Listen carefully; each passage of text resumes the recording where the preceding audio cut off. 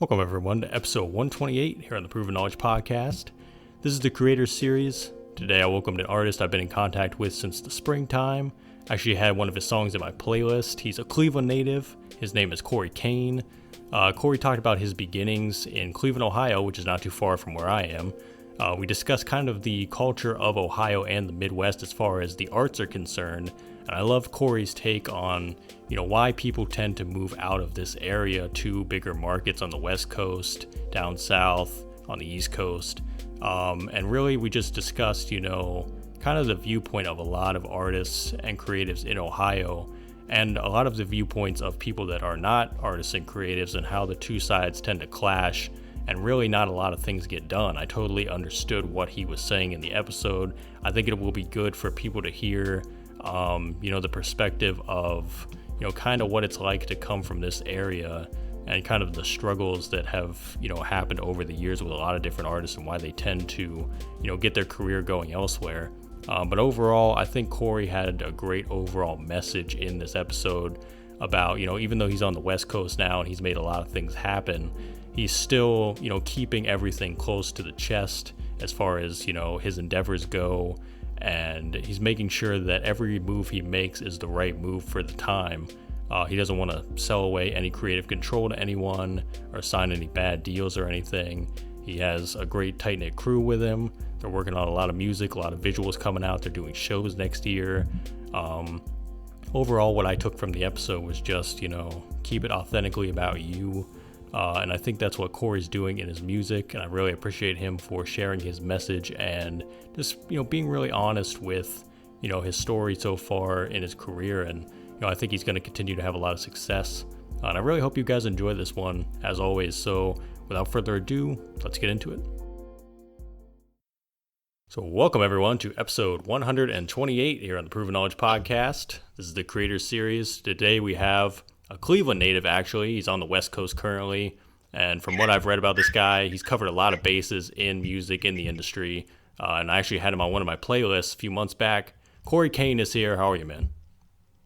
Man, I feel great. All is well. Love to hear that, man. Love to hear it. Well. And I'm glad to have you on the show, man. And, to start off every episode, we kind of have the guest give some background. How did you get into music originally? How long have you been doing it? Just some information for those that might not know you and what you do. Music has always been a part of my family. My dad was a singer. He had like a group when I was really, really young. So it's always been in my family. Like my mom was a singstress. You know what I mean? She would sing all day. Me and my brother actually was fortunate enough to go to Cleveland School of the Arts. And so that's kind of like what developed my artistic, drive. You know what I mean? And so I would play instruments, violin, piano. But I also would sing. And then I went into drama after that. So I switched my major from music into drama.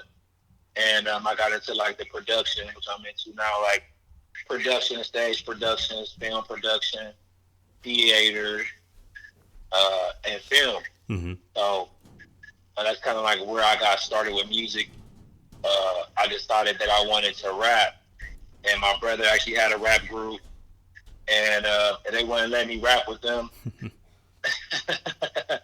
So I started my own. I just went in my own lane, you know what I mean? Yeah. And I had a good mom who supported that, and she bought me my very first ever rhyming dictionary, and she gave me an SAT encyclopedia, and she said, if you're going to make money off of words, then you need an extensive vocabulary. Mm.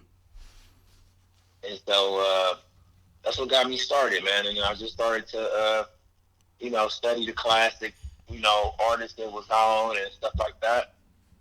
And I decided to just continue to push. Yeah, man, that's great. That's great to hear. And I know because you're from, not too far where I'm from, because I'm in Ohio as well. I'm not in Cleveland, but I'm like just south of there by like an hour. And I know that like a lot of Ohio artists as well, they always talk about, it's kind of sometimes difficult to get their start around this area because there's not a lot of opportunities. So I'm kind of curious for you, how was that transition kind of deciding how you were going to, launch your rap career from wherever you decided to do it? Because obviously Cleveland is great, but it does lack a lot of opportunities as far as networking in the industry and things like that, and that's why people tend to move to New York or LA or Atlanta. So for you, like, what kind of went into the decision making to do what you've done so far? Well, see, I got family in New York, so I was always going to New York because I got family there. I got family in Chicago. I got family that lives in, Memphis. And I got family that lives in Florida. And I got people that live in LA. But so what did it for me was that I went to the radio station. And I just busted up in the radio station. I was freestyling. I met, at the time, it was DJ Eddie Bauer. He was on the radio at 107.9. And so, he was from Dayton. Mm-hmm. And he really was, he allowed me to do an intro for his radio station, for his radio segment. And that's kind of like where I would kick it at. So I would always be at the radio station. That's how I met a lot of the artists that I met, because I got good with the DJs. And but at the same time, I did some competitions like the MTV MC battles. And so I went to New York. I met I can really love battle culture rap. A lot of battle rap, a lot of battle artists. I didn't win. I actually came in like 7th place. But it was crazy because I was out there for 3 days rapping, like battling, like for 3 days. It was like New York. It was like a million rappers. I was gonna say that's like the top of the top right there. So it's like a million rappers out there, and it was like really like they was on me because everybody think if you from Ohio, you country when you like when you in like New York. You know what I mean? They call you country. Yeah. And so. And then when I came back from that, I applied for the Coca-Cola 2 Challenge Search, and I actually won the Coca-Cola 2 Challenge Search. And they flew me out to LA, and I recorded music, and I really like rubbed shoulders with people, and met a lot of guys, and met a lot of people. And so I kind of always just been like moving and being able to put myself in some really good circles. And work with some really good artists and work with some really good engineers and producers. And that's kind of like how I've been able to like navigate through Cleveland. I mean, I think one of the biggest things that worked for me in Cleveland was that, I met my current producer, my current engineer, Skunk mixed it, Skunk God, you know what I mean? Some people know him as Hassan Elder. But that's my boy, you know what I mean? So when he put the studio together, we was able to really just create a sound that we was liking.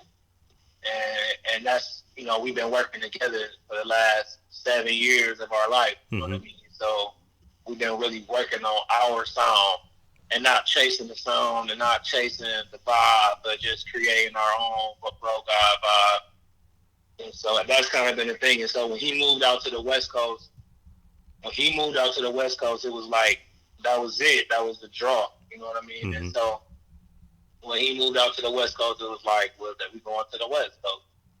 Because, I recorded at other studios, but it's nothing like recording at your, in your home studio.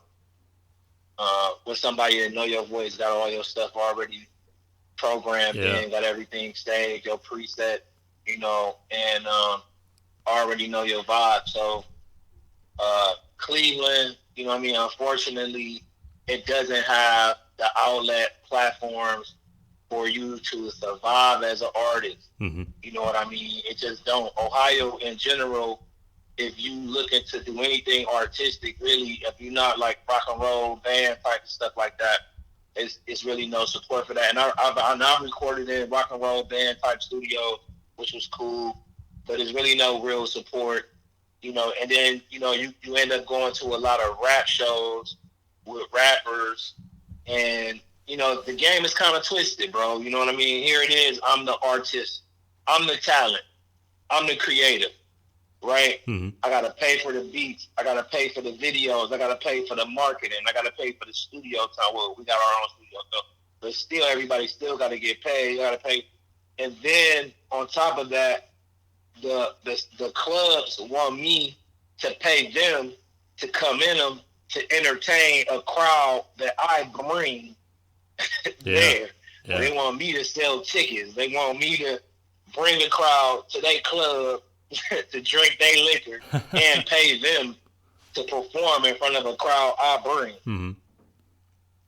So what's the psychology of that? Exactly. You know what I mean? That don't even add up. Mm-hmm. You know, and so it's like, nah, I can't put myself in them type of markets where, you know, I'm forced out of creator mode and I gotta kind of like go into, you know, CEO. Like, that's not a good business move. And see, more so on the West Coast, you know, you have paid venues where they always looking for artists to perform. You know what I mean? You know, it's millionaires fly circle in and out of them from LA to Las Vegas to Atlanta, whatever. But I'm more so on the West Coast than even like DJ Will Chamberlain in Atlanta, where I could, you know, we go there, we could perform in Strokers or any strip club you want. You know what I mean? You can perform, not you try to bring a crowd and pay to perform in front of a crowd you bring. You know what I'm saying? It's kind of demeaning. It's demeaning when you ask a talent to sell tickets. Yeah. It's not his job. Exactly. It's not his job.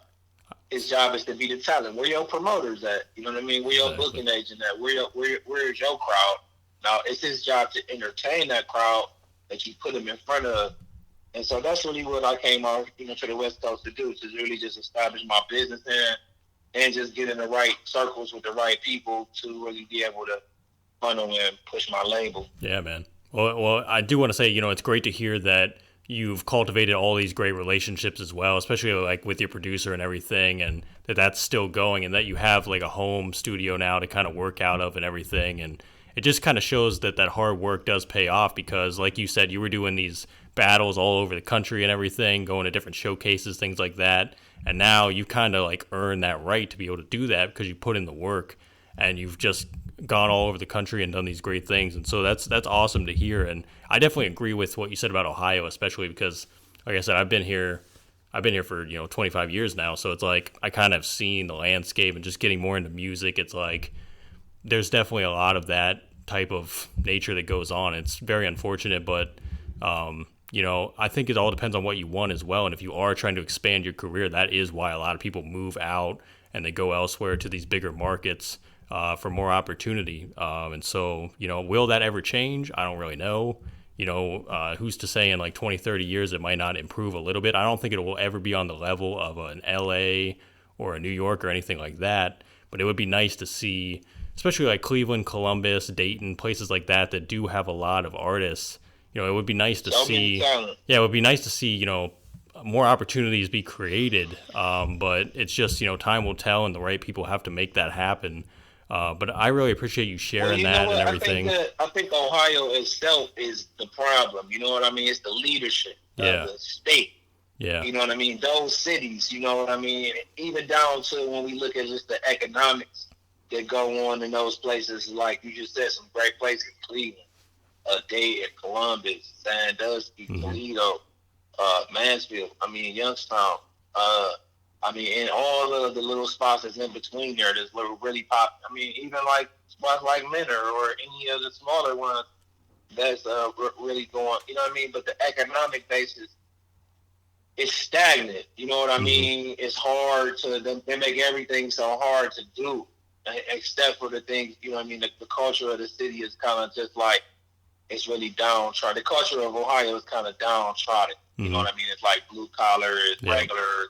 It's not really like, even though they shoot a lot of movies. They shoot a lot of movies in Ohio, bro. Like, they you know, do. Like, I mean, like, they do. I got with the Daughtery agency, and I was in like 43 movies. Just, I wish I had like a reel of me behind the scenes, because I was just so much bro. I was in like 43 movies as extras, like as an extra, man. You need that IMDb. You need like that full list going. All the movies. You know what I mean? I was in Spider-Man 3. I was in one of the homeless shelters. Like one of the homeless people. Yeah, I remember that was in Cleveland. I remember that whole story. Yeah, that was in Cleveland. Yep. And so I was in a lot of different movies, man. But it's just that even then, you know what I'm saying? Even though they shoot a lot of movies there, it's still like no outlet just for artists, especially when we just speaking about just like hip hop. And then there's really like no hip hop district, and then there's really nobody that's really popping. Even when they do Summer Jam and all that stuff like that, they only grab the ones and two artists that's out. You know what I mean? Doughboy, you know what I mean? Ray Jr., you know, and you know a couple other artists that's, you know what I mean, that these like the immediate DJs mess with. Not like they really be looking for, but just the ones that they mess with. And that's kind of like how most of the stuff, this shit is about relationships, but in Cleveland, it's like you in that little group, and if you're not in that little group, then ain't nothing for you. Yeah. And then those people even like, you know, even those people only can do so much because, you know, nobody is willing to move into the leadership and then knock down these platforms and, you know, knock down the barrier, knock down the wall. You know, take the leadership, knock down the wall. You know what I mean? Confront the conflict. It's definitely great to hear about it from someone that is from here as well, because I don't talk to a lot of people that are even from Ohio. So trying to explain it to like someone that has never like been through it, it's kind of tough to explain. But I'm glad that we're talking about it on this show, because it's kind of like a new topic, honestly, that a lot of people probably don't understand. But yeah, that Midwest mentality, it's definitely like wake up, go to your 9 to 5, come back home, do it all over again tomorrow. You know what I mean? So I definitely, and a lot of artists also that, so. In the Midwest, like you just said, since it's a work mentality, not to cut you off, but just like you just said, so they also believe that they have to work in order to pursue their music. You know what I mean? And you got to just find somebody who want to do the music with you. I was just fortunate, you know, I was fortunate enough to find somebody who heard my music and believed in my music, and be around people who hear me and believe in me, and not just my music, but also my character as who I am on a regular basis. Holistic nutrition, diet, you know what I mean? Just all the proven knowledge that make us who we are, the character, you know. And a lot of artists, they try to be these personas, and so they kind of miss out on the true friendships that they could build with people, because they kind of be caught in the persona in a way, and sometimes they miss the opportunity. You know what I mean? And so you got to find people who believe in you, and then sometimes you do got to leave, man. You know what I mean? Yeah, if that environment not providing for you what you need, and you got to go, man. You can't, you just can't go to, you know, you can't go down with the shit. You know what I'm saying? Yeah. I definitely believe in surrounding yourself with the right people, the like-minded people as well. And that goes for like anybody out there, no matter where you are. If you're in like a toxic environment, that's probably not going to be good for your creativity in the long haul. You kind of got to surround yourself with the right people over time. And just like you said, I almost feel like, you know, the connections and just being yourself is so important, because people can read if you're not genuine. You know what I mean? Like I've always felt like when I meet people that are not genuine, I can feel that. I can feel the energy. You know what I mean? And I'm just like, I don't want anything to do with that person. So, totally. The energy never lies. You know what I mean? And people feel it. They feel it coming off of you. You can't hide it. People think they can hide it, but they never can. And even though people don't tell you they felt it, but they felt you. Yeah. And they felt you, and they just was like, nah. And then, you know, she ain't cut. I could feel, you know what I mean? Your intuition is never wrong. Yeah. And so that's a lot of that. It's a lot of people that are, you know, when it comes down to the music, and I understand like the music is the art, and I look at it as art, as being an artist. You know, a lot of people try to put you in the box as just being a rapper, but it's not really about just rapping, because I got to create visuals. This is me talking about situations that I've, you know, personally going through, or something that's happening in my life, and I'm trying to be artistic, a way to express it and get it off my chest, so that I can therefore deal with the issue by expressing how I feel about something. You know what I mean? And at times, sometimes even when somebody asks me to feature or get on a song or whatever, and I know we're going to talk about the single, like the single Abundance that I just dropped. You know what I mean? That was the latest. Well, I think I just dropped Fabricate after that, but Abundance is the single I'm pushing right now. And I did drop two singles. I'm about to release a lot of music. Like, so I've been working just writing. And so, I got October. That's about to drop October 20th. And then after that, I have a project, The Fool Card. That's dropping 11/11. And then the beginning of the year, I'm dropping Rain in Vegas. And so we just been working on a lot of music. You know what I mean? Mm-hmm. And the creativity's just been flowing. But what I was alluding to was the song Abundant, and just how that just came, from a creative space, and just from the beat to the record and to actually what was actually going on. And you can kind of even feel it when you really play that song. You can even feel that pain. You can even hear you can really hear that grit in my voice. You can really hear that hunger. You can really hear the pain, you know what I'm saying, in my voice, that just, making the whole transition to the West Coast, you know what I mean, leaving what I had in Ohio, starting my life over in a new direction, you know what I mean, from personal stuff, you know what I mean, because, the personal and the business is never separated, not for an artist, but you probably could turn it off and go home. So for the worker, when he leave out his job, you know what I mean, it's over. Mm-hmm. You know what I mean? The job is done. As an artist, this is my life. Yeah. You know what I mean? It don't turn off. And so, people take light of artists living it out like that. You know what I mean? And that's kind of like what Juice WRLD was going through. When you look at his documentary, you kind of just see. And that's why I made the song Daffodils. Like when I watched Juice WRLD documentary, it made me cry. I wrote Daffodils that night because I really felt like what he was going through, because I understand as an artist, your life don't turn off. People just look at it like it's cool, but they don't understand what you really be feeling. Even you be wanting to do some stuff bigger than what people can even imagine. Mm-hmm. Like you can really do it, and then people look at you just to be creative. And so, like my engineer was just saying, like he think that when people get whacked is when they start trying to make music that people want to hear. And when people stay creative is when they making their own vibe, and then people vibe with you. They just got to catch up. And so that's what we've been on. Like, we ain't been chasing no vibe. We just been living. And if you get a bunch of pain songs, we in pain right now. You know what I mean? And now if you hear some champagne songs, we sipping champagne right now. You know what I'm saying? So I think that for artists, it's hard for us because we really, it's our life.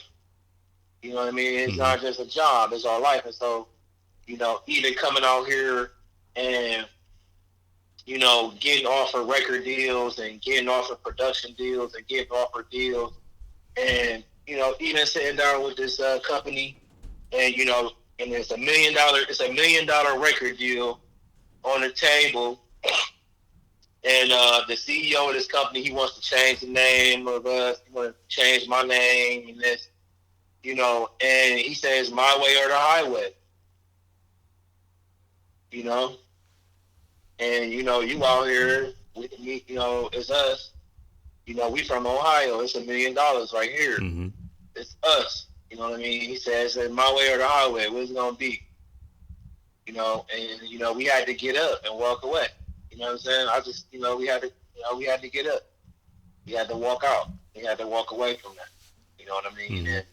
And it's always good when you walk away from something and you look to your right and your boy right there beside you, like, fuck him. You know what I'm saying? Like, yeah, we out. You know what I mean? Supporting that. Not somebody like, oh, what you doing? But just supporting it like, well, you got to get back on the highway. But, we can't just be a pawn and get pushed around, because if you let somebody push you around, we from the Midwest. If you let somebody push you around and bully you, they're going to always do that. Yeah. And how you start the relationship is how you're going to end it. That's what I learned. You know what I mean? So if somebody coming in and they already want to change everything about you, I don't care how much money it is, I ain't gonna take that opportunity. Mm-hmm. And I'm just too cut. You know what I mean? Whether I get it out the mud, whether I own a food truck, whether I do whatever other opportunity to come to me to get money, I'm not just going, I'm not going to do anything for money. You know what I'm Mm-hmm. saying? Yeah, man. You got to be you at the end of the day, man. I love that whole message because it's just about, keeping it authentic, and really just doing it, like you said, because it's your life at the end of the day. You don't want to put something that you care about on the line for just anyone or anything, no matter what. And I think that's just really something that a lot of people overlook as well, and they kind of just get ahead of themselves in their career and they want to take the next step. But if it's not the right time, and you're sacrificing everything you've worked for, what is the point at the end of the day? So you really got to make those decisions based on, do you really want to do this long term, and do you really care about what you're doing? And I think for you and, what you're doing it the right way, man. Like I can just tell just based on the stories and everything. And I think it's great to see, what you've built so far. And you did cover a lot of my questions just now, so you're killing it, man. We're way ahead here.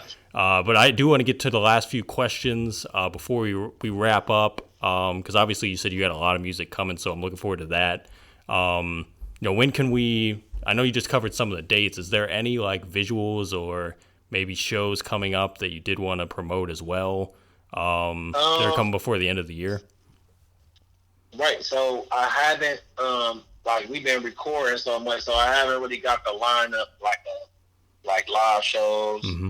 I haven't got a lineup of live shows yet. We really just trying to nail down visuals because we've just been recording so much.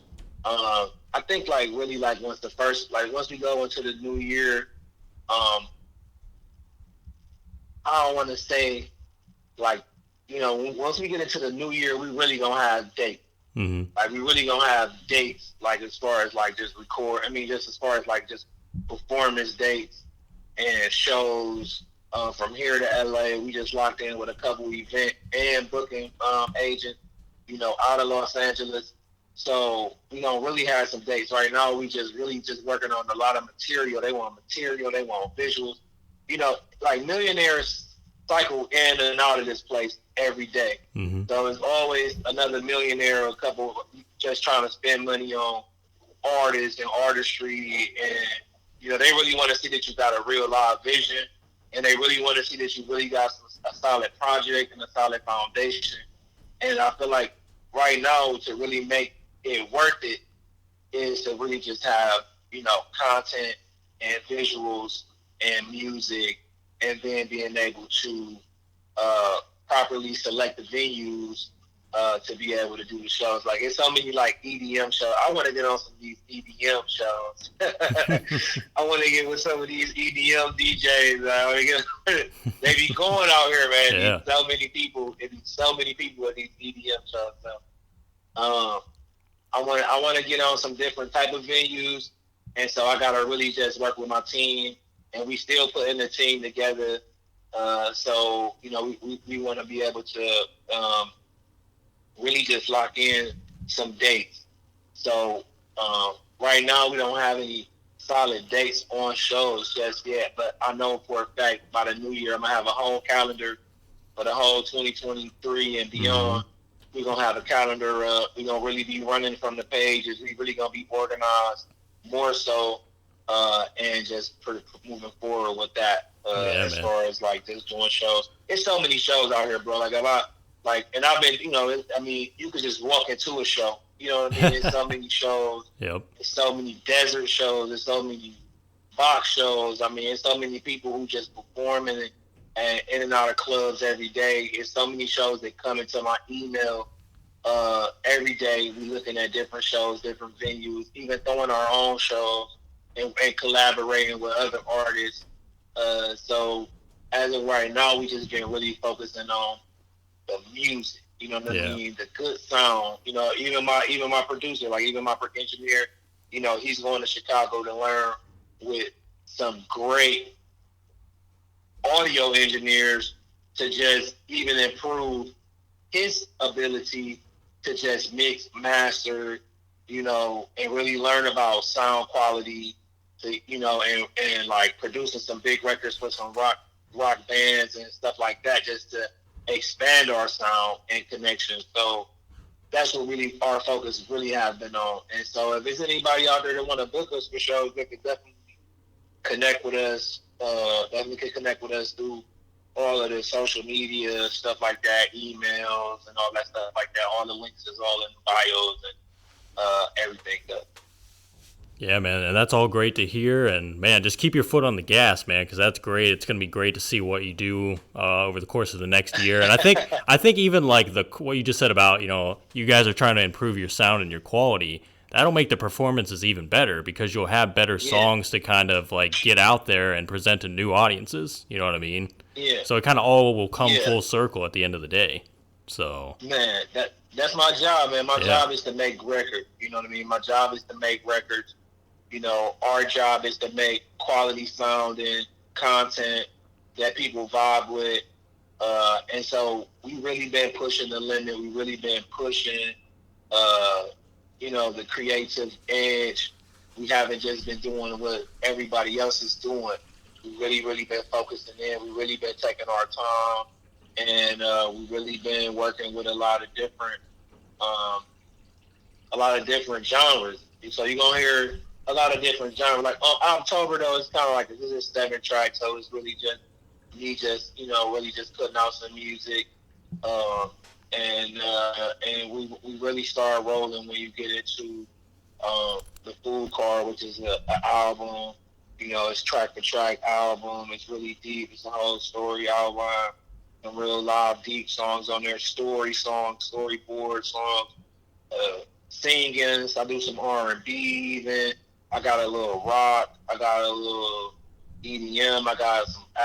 So many different things. So I'm really excited from where we going with the music and where we taking it to. Yeah, I'm gonna have to get some of those lined up for the playlist again too, man. I'm ready. So. Oh yeah, man. Yeah. I'm excited, man. I'm really excited. I'm really, really ready. I'm really, really, really, really, really ready, man. I'm really happy. I'm really grateful. Just everybody that I've been able to work with. Even like some of the top, even like some of the producers, even some of the actual producers and engineers and so many people who have been contributing to just helping us, you know what I mean? Just helping us, just pushing us, encouraging us, people we can call and just ask questions about, different type of effects or drops or sounds or anything. And so I'm just grateful for where we at right now with it. And we just doing our best. Yeah, man. Exciting times, and I'll be on the lookout for everything you got coming up. So great to hear, 100%. So last question here. I know you've dropped a lot of great wisdom in this episode, but do you have one more final word of wisdom or words of wisdom for the listeners today? I think that my final words of wisdom for the listeners today is that, I just want to tell people just accept your loved ones as they are. You don't gotta understand them, but just accept them. You know what I mean? That's real love. Mm-hmm. Love is not trying to understand them because you spend your whole life trying to understand yourself. Mm. And when you got real love, unconditional love for yourself, then you're able to just accept people as who they are.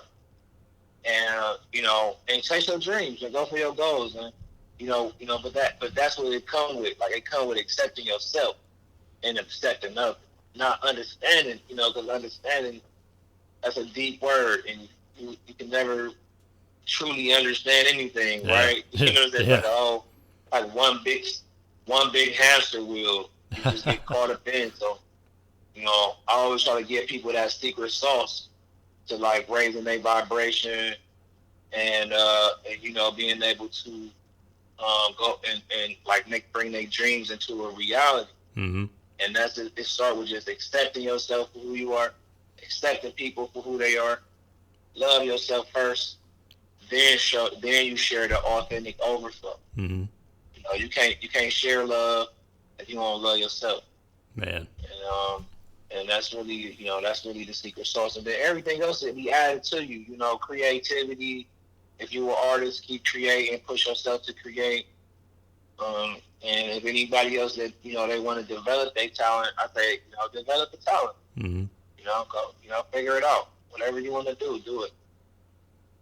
Man, the most beautiful thing is putting it all out there and watching it come back, for sure. And that sounds like a great life to me, man. So, man, Kory, thank you so much, man. I really appreciate it. Oh, man. This was great, man. I really appreciate you coming on here, sharing your story. Looking forward to all the music you got coming up. Keep being yourself, man. Keep doing what you're doing. And, you're an inspiration to a lot of people. You inspire me, man. And thank you so much once again. Man, Anthony, I appreciate you. I appreciate you reaching out to me. I appreciate, your podcast. I appreciate your listeners. I appreciate proven knowledge. I appreciate your production. Mm-hmm. Oh, yeah, I got to drop on one of your beats. You know what I'm saying? Man, we got to make it happen eventually, man. Timing is everything. Yeah, definitely. I still got that beat pack that you sent me. Yeah, man. So I got to pull out one of them tracks, man, and just drop on it. We'll get it going soon, man. 2023. Definitely. We gonna link it up, man, and make something happen. But you just keep doing what you're doing, man, and you're really making a lot of moves. You move around a lot. You inspire a lot. You really put a lot of artists on. You really give an artist a lot of opportunity on your platform. And I think that, that is big. And you're a young guy. You're really in the game, coming in strong, and you got a real big heart, and you got an ear for music. You got an ear, a real quality ear. And so just keep doing it, man. Keep doing it bigger. We gonna lock in. This is only the beginning of our relationship. You know what I mean? Man. We got way more things to do. We're gonna be doing shows together. We're gonna be working together on a lot of different levels. So, man, let's just keep making this happen. Thanks, everyone, for listening today. That was episode 128. We'll be back this time next week. As always, hit the support button on your podcast streaming platform if you'd like to send any funds. Feel free to leave us that 5-star rating if you enjoyed today's episode. So we'll see you then. Thanks, everyone.